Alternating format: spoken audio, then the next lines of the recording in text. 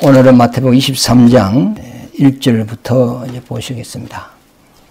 22장은 사두개인과 헬롯 당원 그리고 바리새인과 율법사가 예수님께 와서 예수님을 시험하는 내용들이 적혀 있습니다. 그리고 23장에는 예수님께서 서기관과 바리새인, 그 당시 종교 지도자들의 믿음의 잘못된 부분을 제자들에게 이제 설명을 하는 건데요. 그러므로 바리새인들이 말하는 것은 너희가 행하고, 그 다음에 그들의 행위는 본받지 말라. 배워야 될 것과 배우지 말아야 될 것을 이야기를 합니다. 서기관은 하나님의 말씀을 필사하고 기록하는 사람들인데 주로 바리새인 안에서 서기관들이 나옵니다.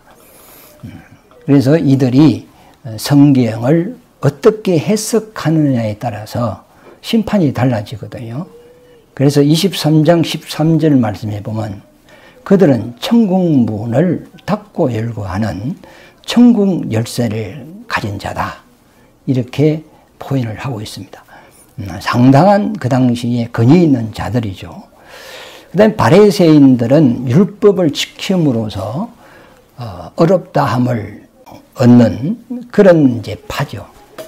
그래서 자기들만큼 율법을 지키는 자가 이 세상에 없다. 그러므로 자존감도 있고 상당한 경건한 믿음 생활을 한다고 자기들 나름대로 그렇게 생각을 하고 있습니다. 그런데 예수님께서 서기관과 이 바리새인들이 2절 말씀에 보면은 서기관들과 바리새인들이 모세의 자리에 앉았으니 이렇게 말씀했습니다. 모세가 시내산에서 하나님께 율법을 받아 내려와서 백성 앞에서 선포를 합니다. 그랬더니 백성들이 하나님의 말씀을 듣고 아멘, 아멘 합니다. 그리고 축복의 말씀은 거림신산에서 외쳤다 그랬어요. 여호와를 경외하는 자는 복이 있을지어다. 밑에서 아멘. 안식일을 지키는 자는 복이 있다. 아멘. 이렇게 한단 말이에요. 하나님의 말씀을 인정하는 자는 복이 있다. 밑에서 막 백성들이 막 산이 울릴 정도로 막 아멘 이렇게 합니다. 그 다음에 엘발산에서는 저주를 선포하거든요. 우상을 섬기는 자는 저주를 받을지어다. 살인하는 자는 저주를 받을지어다. 이제 하나님의 계명이 하라 말라거든요. 하면 복이 있고 하지 말라고 했는데 그것을 행하는 자는 이제 하나님으로부터 매를 받는 거죠. 저주지요. 그래서 거림신산에서는 축복의 말씀을 선포하고 엘발산에서는 저주의 말씀을 선포했단 말이죠. 그래서 이 모세가 백성들 앞에서 바위 위에 탁 앉아서 말씀을 선포하는 것 같이 이 서기관 바리새인들이 모세의 자리에 앉아서 하나님의 말씀을 가르쳤다는 겁니다. 그러면 모세가 모세의 자리에 앉아 있는 것은 잘못된 것도 아닙니다. 그 당시 서기관과 바리새인들은 종교 지도자들이거든요. 그러면 서기관이 성경을 해석하는 것은 잘못된 게 아니면 정상적인 자기 일을 하고 있는 거예요. 바리새인들이 율법을 행하는 것, 그 다음에 그 율법을 가지고 율법대로 살지 않는 자를 그를 책망하고 회개하라 하고 너 이거 안 고치면 저주받는다. 이렇게 율법으로 이제 백성들을 죄인들을 악한 자를 탈선한 자를 책망하는 것은 잘못된 게 아니거든요. 그리고 목사가 주일 되면 교인들보다 높은 강단에 올라와 가지고 하나님의 말씀을 선포한단 말이죠. 그러니까 하나님의 말씀을 명령이죠. 목숨맹자거든요. 그러니까 목숨을 내놓고 하나님의 말씀을 그대로 명령하는 거죠. 목사는 그리스도의 직분을 가지고 있다 그래요. 그럼 그리스도라는 의미는 기름 부음을 받았다는 의미인데 성경에 보는 기름 부음을 받은 자가 세 직분이 있습니다. 왕, 제사장, 선지자입니다. 목사가 하나님의 말씀을 선포하는 것은 지금 선지자직을 감당하고 있는 거거든요. 그러면 선지자는 하나님의 말씀을 받아서 그대로 가감하지 않고 그대로 백성에게 전하는 것이 선지자입니다. 예수님도 이런 말을 했어요. 내 말은 내 말이 아니고 아버지의 말씀이다. 나는 내 뜻을 행하러 온 것이 아니고 아버지의 뜻을 행하러 왔다. 그러므로 나는 아버지 이름으로 너희에게 명한다. 이게 선지자의 사명이거든요. 그러니까 선지자는 자기 말을 해서는 안 돼요. 그런데 하나님이 예를 들어서 이 도둑놈아 했는데 그 도둑놈아 이렇게 자기가 해야 되는데 듣는 사람의 상처를 받을까 싶어서 그렇게 말을 하지 못하고 설툴려서 말한다든지. 예수님은 그랬잖아요. 이 독사의 새끼들아 그랬잖아요. 연예인이 연극을 할 때는 대본 그대로 해야 되거든요. 자기 생각을 집어넣으면 안 되거든요. 그러니까 하나님의 선지자는, 하나님으로부터 보냄을 받은 자는 하나님의 말씀대로 선포를 해야 돼. 빼지도 말고 더하지도 말고 그 말씀대로 전달하는 것이 이 선지자의 사명입니다. 그러면 여기서 지금 서기관도 이 바리새인도 종교 지도자단 말이에요. 하나님의 말씀을 다루는 사람이고 하나님의 말씀을 선포하는 사람이고 하나님의 말씀을 해석하는 사람이단 말이죠. 그러면 이들이 모세의 지금 자리에 앉았어요. 모세의 자리가 뭐죠? 하나님의 말씀을 선포하는 자리가 모세의 자리예요. 그리고 이 집이 지금 모세의 자리에 앉았다는 것은 잘못된 게 아니에요. 하나님의 일을 한 그 자리단 말이에요. 모세의 자리가. 그런데 이들이 말을 하는 것은 틀린 말이 아니고 자기 사명을 감당한 거예요. 그래서 예수님께서 이 3절에 보면 2절을 다시 보겠습니다. 서기관들과 바리새인들이 모세의 자리에 앉았으니 그러므로 무엇이든지 그들이 말하는 바는 행하고, 그러니까 그들이 말하는 것은 틀린 게 아니단 말이죠. 바리새인 서기관들이 가르치고 말하는 것은 그대로 행하라 하잖아요. 맞다 이 말이죠. 그러나 그들의 행위는 본받지 말아라 이랬어요. 예를 들어서 서로 사랑하세요. 하나님이 서로 사랑하라고 했습니다. 하나님도 하나님을 사랑하고 이웃을 사랑하시기 바랍니다. 악을 악으로 갚지 말고 악을 선으로 갚으시기를 바랍니다. 이렇게 하나님의 말씀을 선포했단 말이에요. 그렇게 백성들에게는 가르쳐 놓고 자기는 사랑하지 않는다는 거죠. 욕심을 버리세요. 욕심이 잉태한 죄를 낳고 죄가 장성한 적 사망을 낳습니다. 그러므로 우리 욕심을 버리고 하나님이 주신 오늘의 양식에 감사하고 사십시다. 이렇게 가르쳐 놓고 자기는 욕심이 다른 사람보다 더 많은 거예요. 거짓말 하지 맙시다. 해놓고 자기가 거짓말 더 잘하고. 그러니까 가르치는 것은 정확하게 가르쳤는데, 율법을 정확하게 가르쳤는데 자기는 그 율법을 안 지킨다는 거예요. 백성들에게는 잘못된 것을 정지하고 책망하여서 회개하라 하고, 그랬더니 백성들은 또 지도자가 회개하라 하니까 주여 나는 죄인입니다. 나를 불쌍히 여겨주세요. 하나님 앞에 회개도 하고 눈물도 흘리고 하나님 앞에 겸손한 마음을 갖는단 말이죠. 그래서 그들은 주님이 왔을 때 주님 만났거든요. 예수는 의인을 부르러 온 것이 아니고 죄인을 부르러 왔단 말이에요. 그러니까 예수님께서 오셔서 회개하라, 천국이 가까이 왔다니까 율법의 정죄를 받은 사람들은 주여 나는 죄인입니다. 나를 불쌍히 여겨주세요 하면서 예수 만나 구원을 받습니다. 그런데 이 바리새인들은 율법으로 남을 정죄를 하는 것은 잘했어요. 그런데 자기는 율법의 가르침을 받지 않는다. 나는 죄가 없다. 나는 의인이다. 그러므로서 예수님이 왔는데 예수를 만날 수가 없는 거예요. 그래서 바울이 이런 말을 하죠. 내가 복음을 전하여 남은 구원시키되요. 혹시 내가 하나님께 버림을 받을까 두려워하노라 이렇게 말했거든요. 이 바리새인들은 백성들에게 하라 말라 율법에 여러 가지 조항들이 많잖아요. 613가지라는데 우리가 10가지도 잘 못 지키는데 613가지를 어떻게 지키겠어요. 그러니까 하지 마라 하라는 이 율법의 조항들을 백성들에게 막 계속 가르치다 보니까 이것이 백성에게 무거운 짐이 되어버린 거예요. 보면 4절에 보면 또 무거운 짐을 묶어 사람의 어깨에 지우되 자기는 이것을 한 손가락으로 밖으로도 움직이려 하지 아니하며 그랬어요. 그러니까 율법으로 지켜야 될 것을 막 하나님의 백성이 하나님의 성전에 오고 지도자 앞에 오면 막 그걸 가르친단 말이에요. 지금도 힘들어 죽겠는데 또 지키라, 이거 지키라, 저거 지키라 하니까. 그러니까 이런 무거운 율법의 조항들을 묶어가지고 하나님 앞에 은혜 받으러 온 그들에게 이 조항들을 어깨에 얹어버렸다는 거예요. 그러니까 이 어깨에 지우되 우리가 지게를 짓는 것 같이 이 무거운 짐을 지고 하나님 앞에 와서 죄를 용서받고 마음의 무거운 짐을 내려놓고 이제 편안한 마음으로 가야 되는데 하나님의 성전에 와서 더 무거운 짐을 지고 돌아간다는 거예요. 그런데 예수님께서 이런 말씀을 하시죠. 수고하고 무거운 짐진 자들아 내게로 오라. 그러니까 예수님이 오기 전에 서기관 바리새인들이 백성들에게 무거운 잿짐을 얼마나 지워놨는지 몰라요.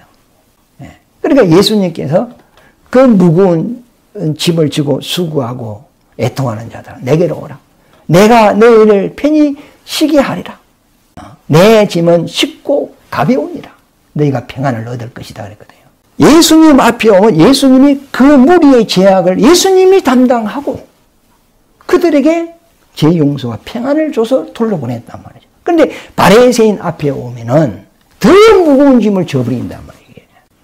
그러니까 이 바리새인들이 가르치는 것은 잘 가르쳤어요. 모세의 자리에 앉아서 지도자로서 율법을 잘 가르쳤어요. 그런데 이 바리새인들이 잘못된 것이 첫째, 남은 가르치고 자기는 안 가르쳤다는 거예요. 그 다음에 두 번째는 뭐냐?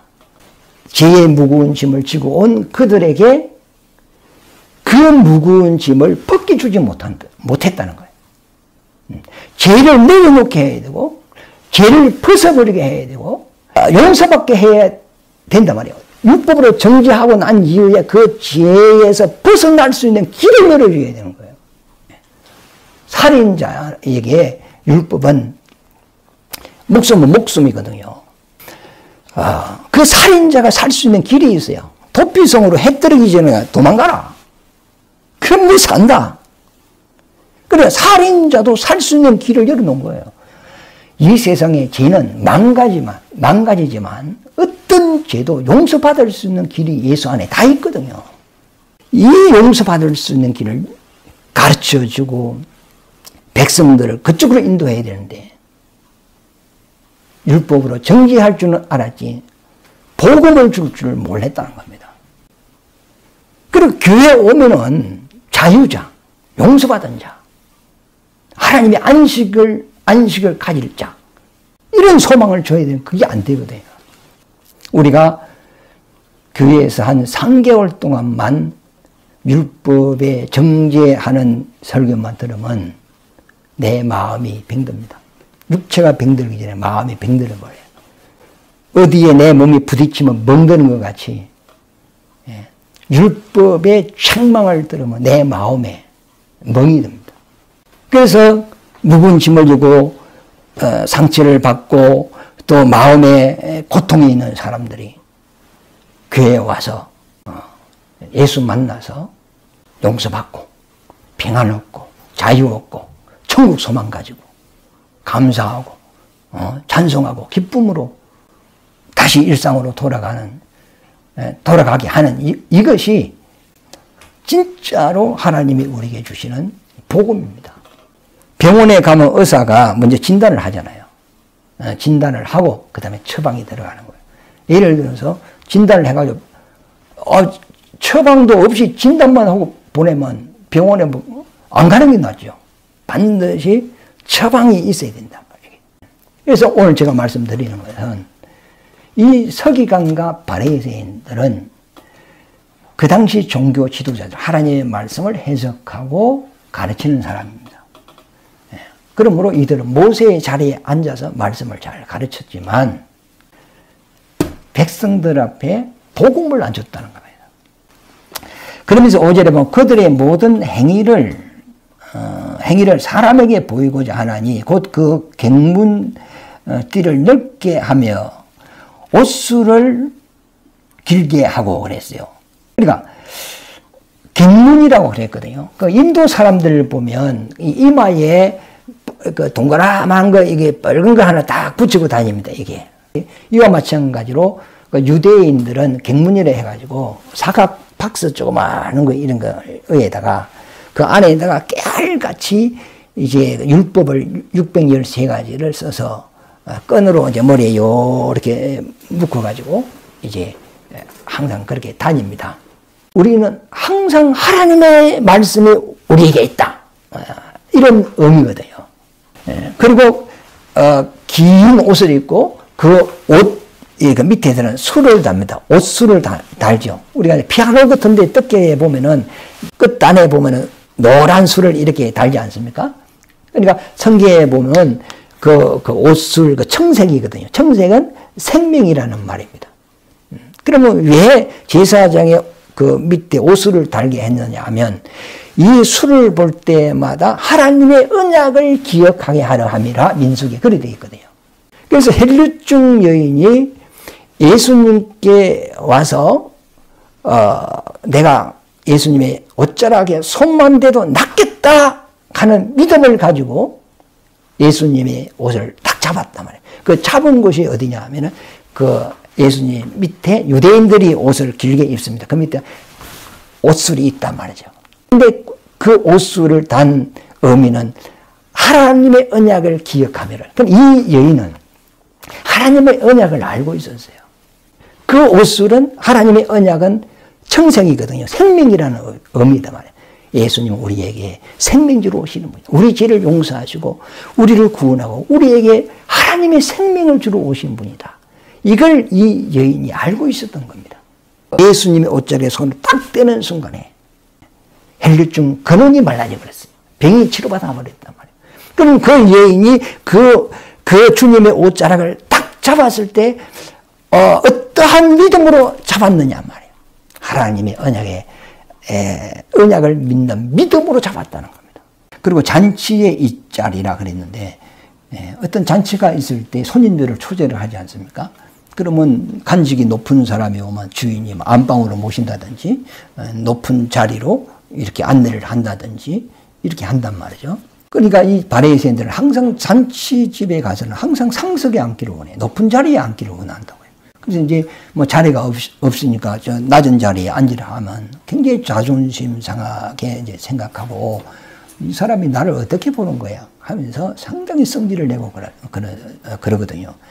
그래서 주님이 그 모습을 보고 제자들에게 너희는 초대를 받았을 때 상석에 앉지 말고 항상 말석에 앉아라. 너가 상석에 딱 앉아 있는데 너보다 높은 자가 오면 주인이 와서 형제여 다리를 좀 피해줘야 되겠다. 이렇게 했을 때 모든 사람 앞에서 부끄러움을 당할 수밖에 없다. 그러므로 너는 처음부터 말석에 앉으면 주인이 와서 왜 여기 앉아 계십니까? 이리 따라오십시오 하면서 상석으로 안내할 때 모든 사람에게 너에게 영광이 되지 않겠느냐. 이제 제자들에게 그렇게 이제 가르쳤죠. 목사도 이제 성도의 이제 가정에 이제 신방 예배를 가게 되면 막 주에 종온다고 막 대청소도 하고 음식도 막 아주 준비를 많이 하고 또 목사 앉는 자리에는 막 아주 방석도 큰 방석도 놓고 막 이렇게 합니다. 그만큼 이제 주의 종이라고 높이는 거죠. 인정해 주는 거죠. 그런 성도는 그렇게 함으로써 자기에게는 복이 되거든요. 예수님께서 작은 소자 하나에게 물 한 컵을 대접해도 결단코 그 상을 잊지 아니할 것이다 그랬어요. 신명기 같은 데 봐도 너에게 좋은 일이 있으면 그 즐거움을 내 인과 함께 하라고 했습니다. 그것은 곧 하나님께 한다는 거거든요. 우리가 구원은 은혜로 받지만 상은 행위로 받는 겁니다. 심은 대로 거두고 행한 대로 하나님이 갚아주는 거거든요. 그러니까 하나님께서 소자라는 것은 작은 자라는 의미인데 하나님의 일하는 자를 이야기합니다. 그를 섬기는 것이고 나를 섬기는 것이다. 그에게 물 한 컵을 대접하는 것은 나에게 대접하는 것이다. 주의 일을 하다가 감옥에 가 있는데 그를 찾아가는 것은 나를 찾아오는 것이다. 그가 굶주릴 때 그에게 먹을 것을 주는 것은 내게 주는 것이다. 그러니까 성도들은 그렇게 하도록 했어요. 왜? 복을 주려고 그런 겁니다. 이렇게 대접을 받다 보면 이제 주의 종들은 자기도 모르게 이제 교만해지는 거죠. 내가 주의 종인데 주의 종한테 그러면 됩니까? 이렇게 해서고 그러거든요.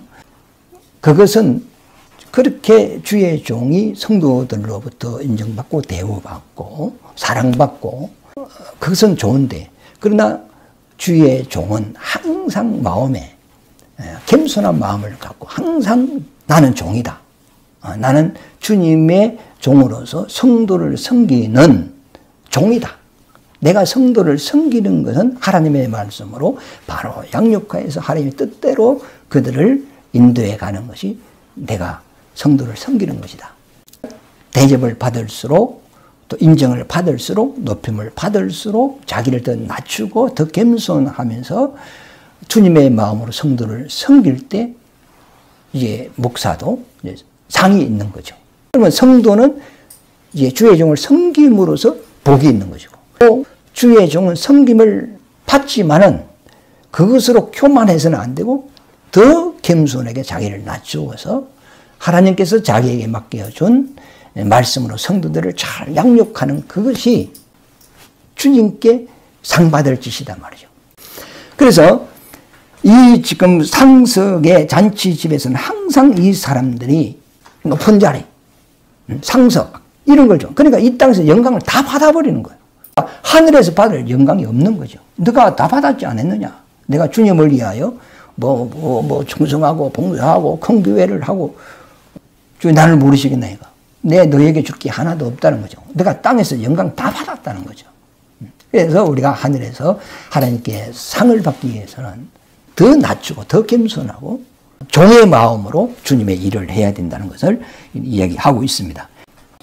그다음 7절에 보면 시장에서 문안받는 것과 사람에게 랍비라 칭함을 받는 것을 좋아하느니라. 그러나 너희는 랍비라 칭함을 받지 말라. 너희 선생은 하나요. 너희는 다 행전이라 그랬어요. 이 세상에서 가장 존경받는 직업이 선생님입니다. 네. 그래서 서성의 날이라고, 다른 직업에 대한 날이 없어요. 그래서 선생님에 대한 날은 있어요. 서성의 날이라고 이제 정해졌는데, 이들은 자기가 시장에서 선생님이라는 인사를 받기를 굉장히 이 서기관 바리새인들이 좋아했대요. 선생님은 가르치는 거잖아요. 저분은 하나님의 말씀을 잘 가르치는 선생님이라고. 사람들이 막 인사를 하고 이걸 굉장히 막 좋아한단 말이에요. 그래서 가끔 막 집에 있다가 뭐 사거리나 강장이나 사람 많은 데 가서 이제 그 가운 딱 입고 걸어가면 사람들이 막 아이고 선생님, 막 율법 선생님 막 하면서 인사를 한단 말이에요. 그러면 막 좋아가지고 막 이런 모습을 이제 예수님이 보고 지적을 하는 거거든요. 그런데 예수님은 말하기를 너희는 땅에 있는 자를 선생이라 하지 마라 그랬어요. 너희 선생은 한 분이시니 그랬어요.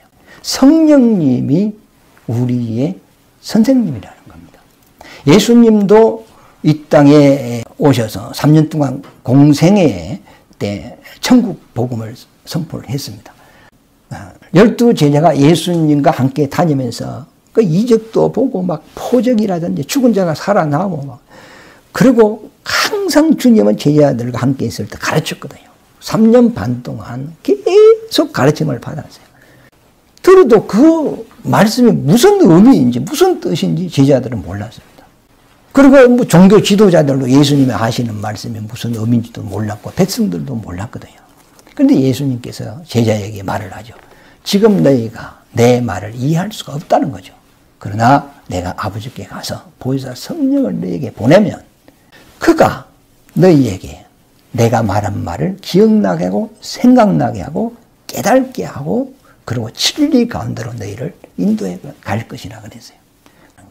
그러니까 성령님 한 분만이 너희의 선생이지 땅에 있는 자가 너희의 선생이 될 수 없다는 거죠. 이 세상 학문은 초등학문이라 그래요. 그리고 그 세월이 흐르면 학문은 자꾸 변합니다. 그러니까 진리가 아니죠. 그러나 바울은 최고의 공부를 한 사람으로서 이 성경을 깨닫고 그가 하는 말이 예수 그리스도를 아는 지식이 가장 고상하다고 했거든요. 그 고상이라는 단어는 이 세상의 말이 아니라는 겁니다. 곧 하나님의 말씀, 영원한 하나님의 말씀이라는 겁니다. 그 말씀을 통하여 우리가 눈으로 보지 않는 하나님을 알고 천국을 알고 영생을 알고 그날의 영광을 알게 되었다는 거죠. 세상 사람들은 다 하나님이 6일 동안 창조한 세상의 지식에 대한 피조물에 대한 지식을 가지고 살아가고 있거든요. 그러나 성령은 하나님을 우리에게 알게 하는 지식을 준다는 거죠. 그래서 지식의 근본은 하나님을 경외하는 것이다. 지혜의 근본도 하나님을 경외하는 것이다. 이렇게 표현을 썼습니다. 그래서 너희를 영원한 진리 가운데로 인도하시는 분은 또 그분을 가르치시는 분은 누구냐? 성령님만이 너희에게 선생이다. 이렇게 이제 말씀을 하시고, 그 다음에 또 땅에 있는 자를 아버지를 하지 마라. 너희 아버지는 하늘에 계시느니라. 우리가 육신적인 아버지는 우리가 영원히 함께 할 수 없거든요. 육신의 수명이 되면 이 세상을 떠나가야 되고 다시 만날 수 없는 관계단 말이죠. 그러나 우리가 영적으로는 하나님이 우리의 영원한 아버지입니다. 그래서 그 부부가 교회에서 이제 예배 드리고 서로 기도하고 있는데 아내가 아버지 용서해달라고 제가 잘못했다고 막 그렇게 기도를 하더라는 거예요. 그래서 이제 예배를 마치고 집에 가면서 남편이 당신 뭐 시아버지한테 뭐 잘못한 게 있느냐 물어보니까 무슨 소리 하고 있냐고 그러니까 아까 그 아버지 뭐 용서해달라고 기도했잖아. 그러니까 그 아버지 말고 하나님 아버지 불렀지. 그렇게 이야기를 하더랍니다. 그러니까 우리가 예수 믿는 사람은 하나님을 아버지를 하지 않습니까? 땅에 있는 아버지는 영원한 아버지의 비유고, 그리고 이 땅에 있을 동안에 공경해야 되지만 그러나 영원히 우리의 아버지가 될 수 없고 영원한 또 관계를 가질 수 없고, 이 세상 목숨이 끝나면 관계는 끝나버리는 겁니다. 그러나 우리가 살아있을 때도 우리 아버지, 우리가 죽어서 부활하여 천국 가서도 영원한 우리 아버지는 하늘에 계시다. 그러므로 땅에 있는 자를 아버지라 하지 마라. 예수님이 또 이렇게 가르치죠. 그 다음에 땅에 있는 자를 지도자라 하지 말아라. 지도자는 인도해 가는 것을 지도자라 그러잖아요. 목자는 양을 인도를 해 간단 말이죠. 그러니까 우리를 저 천국으로 인도해 가시는 분은 사람이 아니라는 거죠. 예수님이라 그랬어요. 예수께서 그랬죠. 나로 말미암지 않고는 아무도 내 아버지께 올 수 없다 그랬죠. 그러므로 내 십자가를 지고 나를 따라오너라 그랬지 않습니까? 예수 따라가면 천국 가는 거예요. 예수의 지도를 받고 그분의 안내를 받으면 천국까지 가는 거죠. 예수 안에만 천국이 있는 거예요. 이 세상에 천국 길이 없단 말이에요. 네? 목사는 지도자가 아니거든요. 참 지도자 대신은 예수님의 종이단 말이에요. 그러니까 그분의 말씀을 받아서 그분 말씀대로 이제 성도들에게 가르치는 종이단 말이에요. 네. 또 목사는 선생이 참 선생이 아니다 말이에요. 참 선생의 종이단 말이죠. 목사는 영적인 아버지가 아니단 말이에요. 영원한 영적인 아버지는 하나님이라는 거예요. 그런데 이 바리새인 서기관들은 자기가 선생 노릇하고 자기가 영적인 아버지 노릇하고 자기가 지도자 노릇했다는 거예요. 그러면 나를 섬기고 나를 높이고 나를 대접하고 왜 주의 종한테 그러냐고, 그러면 뭐 저주받는다고 하면서 주의 종한테 잘하면 복받고 주의 종한테 잘못하면 저주받고 자기가 기준이 돼버리는 거예요. 그러니까 서기관 바리새인들이 이런 짓을 한 거예요. 예수께서 이 서기관 바리새인들은 하가 있을지니라 그랬어요. 그러면 그때만 이런 일이 있을까요? 역사는 반복하거든요. 지금도 똑같단 말이에요. 지금도 자기가 잘되면 자기도 모르게 교만해져 버리고 그 모습이 내 모습이거든요.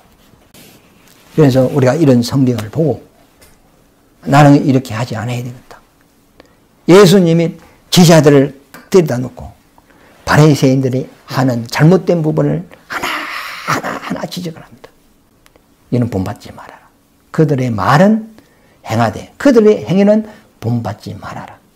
선생짓하고 너 복음 들고 나가서 이 복음으로 인해서 너가 선생의 대우를 받고 지도자의 대우를 받고 영적인 아버지라 칭함을 받으면서 대우받고 교회에서 왕노릇하지 말라는 거죠. 만약에 너도 그렇게 된다면 이 서기가 바리새인과 다를 바 없다는 거죠. 하가 있다는 거죠. 어찌 보면 평신도보다 목사가 심판이 하나님께 더 많이 심판을 받을 사람이 더 많을 수도 있어요. 그래서 오늘 이 말씀을 우리가 기억하고 우리는 항상 중심에 나는 주의 종이다. 내가 잘 돼도 하나님이 막 돈을 많이 줘도 더 막 하는 일이 막 아주 번창을 해도 항상 내 중심은 하나님 앞에 내 마음을 낮춰야 됩니다. 이 교만은 물을 안 줘도 잘 자라고요. 거름을 안 줘도 잘 자랍니다. 여기 밭에 풀은 그래서 막 기계로 막 밭을 갈아 엎어도 또 풀이 자라. 그래서 그 독사풀이라고 해. 독사풀이라고 해. 이 교만은 나도 모르게 막 자라버린다고. 그런데 곡식은 풀을 내주고 거름을 주고 이래도 수확하기 이 곡식이 잘 자라지가 않거든요. 그러니까 우리 하나님 말씀을 들어도 옥토밭이 많지 않다는 거죠. 이제 이 말씀을 통하여 우리 자신을 한번 살펴보시고 또 항상 겸손한 마음을 가지시고 우리 주님의 나는 주의 종이다. 주의 종이다. 주의 종이다 하면서 항상 낮추고 그것만은 물리치고 그래서 여러분들이 받는 복 위에 복을 더 받으시고 사랑 위에 사랑을 더 받으시고 능력 위에 능력을 더 받으시기를 예수 이름으로 축원합니다.